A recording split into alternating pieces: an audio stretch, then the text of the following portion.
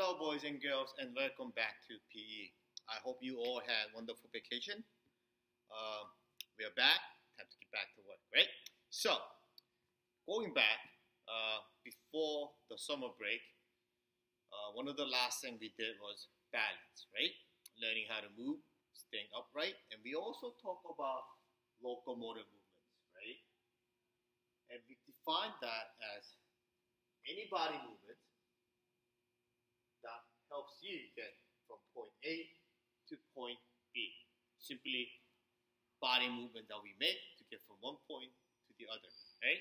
And we did have a lot of examples, and some of you did send me the videos of different locomotive movements. Just to go over really quick, one of the obvious example is walking, right? Running, sliding, right? Galloping. Even one of these karaoke, right? That's what they call it, right? There's so many, right? And it doesn't have to be using your legs either, right? You could even go on your all four, right? You could do a bear walk, right? Right? You could even do a side body roll, right? Those are all examples of locomotor movement, right? You do not have to use your legs, right? Today, we are going to take a look at one of my favorite. I'm pretty sure you guys do this a lot too. We're going to focus on jumping, jump, and hop, okay? And some people get mixed up with the jump and hop, right? But you know there's difference, right? Just to go over quick, jump means to take off with 2 feet and land or come down with 2 feet, right? Simply means you're taking both feet on the floor, you're taking off, and you're coming down with the both feet on the floor, right? Hopping. Right? It's a bit different, right? Instead of taking off at 2, you're taking off at 1, right? So you're gonna put your leg up like this. You're gonna go down and land at the same feet. Okay? So hop means take off with 1 foot, land at the same foot.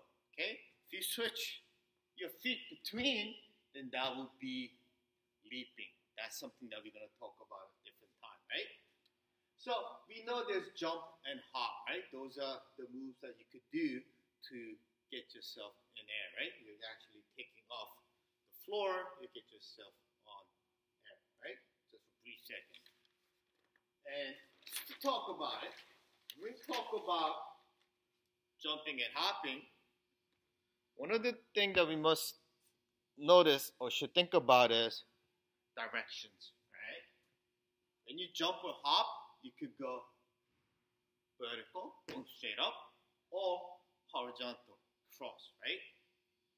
Right? Because when we jump and hop, we have different purpose, right? Sometimes you want to go high, right? Sometimes you want to go long, cross, right? So those are the 2 types of direction or types that you should be aware of, right? Vertical and horizontal. Now, the cues, right? Whenever we do a body movement, right?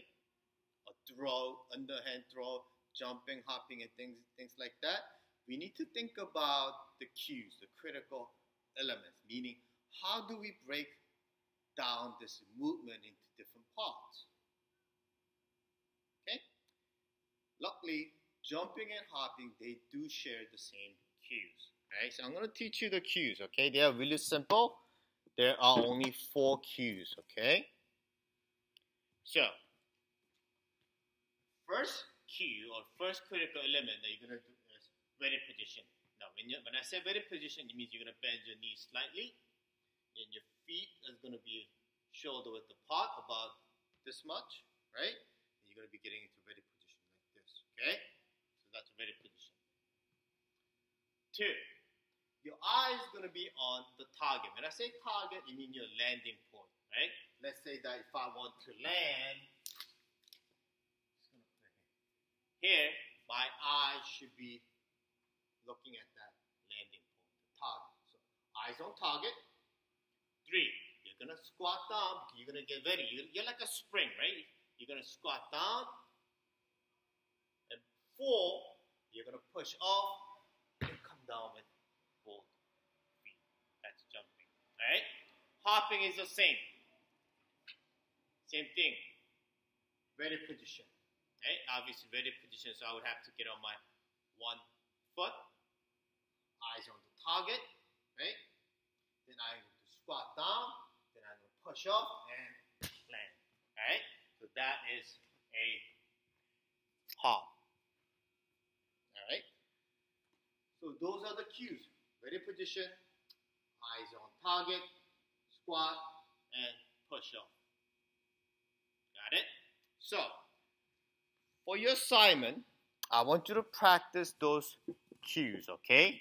And show me, demonstrate the hop and jump, right? You could either video yourself or you could actually write a quick reflection journal about your jumping and hopping experience. Okay, you could just say, Mr. Choi, I tried hopping today. These are the 4 cues I used, and this is how I felt. Or you could say, I tried hopping today. These are the 4 cues I used, and this is how I felt. All right. And I'm going to teach you a fun game before you go away. Right? So instead of just hopping and jumping, right? That would not be fun if you just do it, right? I'm going to teach you how to do this in your house using post-it papers, or you could even cut a piece of paper and just put tapes on it, right? If you see on the floor right now, you're going to see different pieces of papers, right, with different colors, right? For now, I'm going to be choosing this yellow, the neon yellow, as my jumping spot. I am going to use the red as my hopping spot. So, I am going to jump and hop around the gym. And whichever target I choose to land on, if it is red, then I am going to have to hop. Okay? If I choose to go on to a neon yellow, I am going to have to jump. Oh, I see red, I am going to hop. I am going to hop again and look at red. I see yellow, I am going to jump. Another yellow, I'm going to jump. I'm going to try that one all the way out there. I'm going to try to jump. Alright? So try this activity at home, okay? It only takes color papers and it's fun. Alright? So boys and girls, try the jumping skill at home and I will see you again next time. Alright?